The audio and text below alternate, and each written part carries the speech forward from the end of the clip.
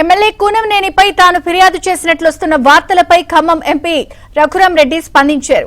Congress party ఇన్ఛార్జికి CPI ఎమ్మెల్యేకు ఎందుకు ఫిర్యాదు చేస్తాను అంటూ ప్రశ్నించారు. మీనాక్షి నటరాజన్తో కేవలం ఎస్ఐఆర్ గురించి మాత్రమే చర్చించానన్నారు.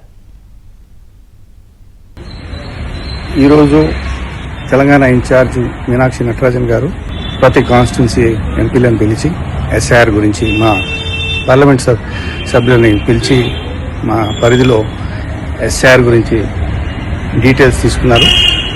ప్రత్యేకంగా అసెంబ్లీ సెగ్మెంట్స్లో ఎలా జరుగుతున్నారని డీటెయిల్స్ తీసుకున్నారు. అదేవిధంగా కాంగ్రెస్ ప్రోగ్రెస్ రిపోర్టు, మరి అక్కడ మనం చేసే పనులు, దాని గురించి వివరంగా చెప్పాము.